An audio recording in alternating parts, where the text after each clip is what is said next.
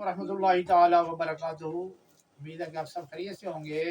یہ جو مثنوی شریف کی قاعدہ نمبر 13 جس کا موضوع ہے موت سے فرار۔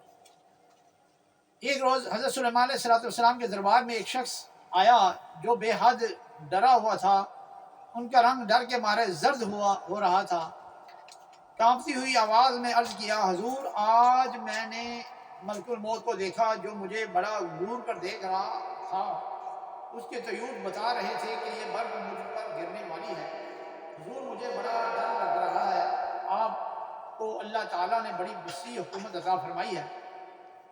دیو پری جن و انس اور ہوا پانی پر بھی آپ کی حکومت ہے۔ مجھ پر کرم فرمائیے اور ہوا کو حکم دیجیے کہ وہ مجھے اڑا کر یہاں سے ہند پہنچا دے۔ اگر ہندوستان پہنچ گیا تو پھر ملک الموت کا مجھے ڈر نہ رہے گا۔ حضرت سلیمان علیہ السلام نے ہوا کو حکم دیا کہ اسی وقت اسے ہندوستان پہنچا دو۔ چنانچہ ہوا نے اسے فوراً ہندوستان پہنچا دیا۔ دوسرے روز دربار سلیمان علیہ السلام میں ملک الموت سلام کے لیے حاضر ہوا۔ سلیمان علیہ السلام نے پوچھا، کل جس آدمی کو تم گھور کر دیکھا تھا وہ بیچارہ ڈر کے مارے یہاں سے ہندوستان چلا گیا، بات کیا تھی؟ تم اسے کیوں گھور رہے تھے؟ ملک الموت نے عرض کیا، حضور مجھے خدا کا یہ حکم تھا، اللہ عز و جل کا حکم تھا کہ اس شخص کی جان فلاں وقت ہندوستان کی سرزمین پر قبض کروں۔ میں اسے یہاں دیکھ کر حیران رہ گیا، اس کی موت کا وقت بہت تھوڑا رہ گیا ہے اور یہ بجائے ہندوستان کے یہاں ہے۔ اپنے وقت پر یہ ہندوستان کیسے پہنچ سکے گا اور میں وہاں اس کی جان کیسے قبض کر سکوں گا؟ اور میں اسی خیال میں تھا کہ اس نے خود ہی آپ سے درخواست کی کہ ہوا اسے ہندوستان پہنچا آئے۔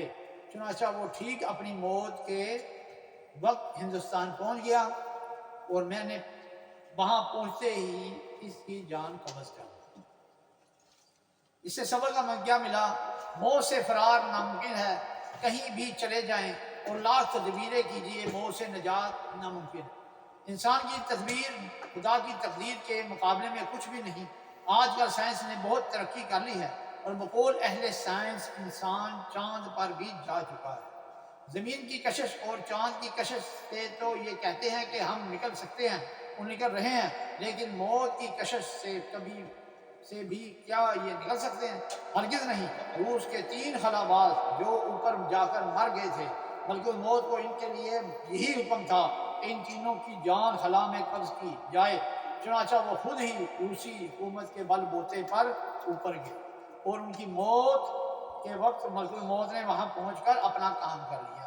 اور یہ اللہ تعالیٰ عز و جل ہی جانتا ہے کہ آئندہ کس کے لیے خلا میں جان قبض کرنے کا حکم ملک الموت کو مل چکا ہے۔ الغرض لاکھ ترقی کیجیے لیکن موت سے فرار ناممکن ہے۔ میں نے لکھا ہے کہ چاند پر چڑھ جائیے مرنا ہے پھر بھی ایک دن، چاند پر چڑھ جائیے مرنا ہے پھر بھی ایک دن، 4 دن کی چاندنی ہے پھر اندھیری رات ہے۔ اس لیے آپ اپنی آخرت کی فکر کریں۔ جب موت آنی ہے نا تو موت بہانہ کہتے ہیں نا، موت بہانہ ڈھونڈتی ہے۔ تو میں نہ جاتا، میں ایسا نہ بھیجتی، ماں کہتی اپنے بیٹے کو نہ بھیجتی، اپنے بیوی کہتی اپنے شوہر کو نہ بھیجتی، شوہر کہتا اپنے بیوی بچوں کو نہ بھیجتا۔ جب موت اب آ جانی ہے نا تو پھر آ جانی، ٹھیک ہے نا۔ پھر لہٰذا وہ کسی کہنے والے نے کیا خوب کہا ہے کہ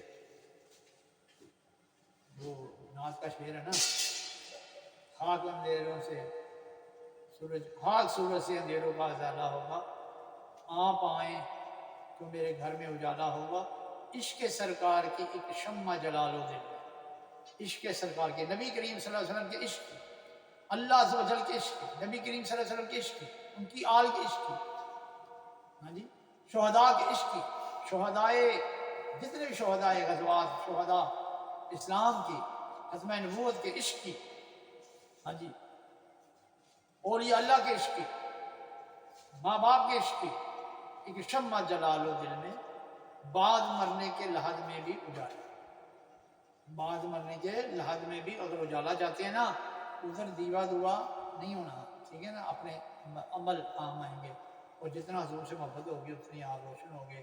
ہمارے لیے آج اگر چہرے تر و تازہ نہ تھے، حضور نبی کریم علیہ السلام کی محبت کی وجہ سے کی آل سے محبت سے، آل کی محبت کی وجہ سے، صحابہ کی محبت سے، ولیوں کی محبت سے، ماں باپ کا احترام کی وجہ سے، اللہ رزق حلال کمانے کی وجہ سے، سود سے بچنے، جھوٹ بولنے سے بچنے کی وجہ سے اللہ تعالیٰ ہمیں ہر حال میں شکر کرنے کی توفیق عطا فرمائے اور آخرت کی تیاری کرنے کی توفیق عطا فرمائے۔ السلام علیکم ورحمۃ اللہ تعالیٰ وبرکاتہ۔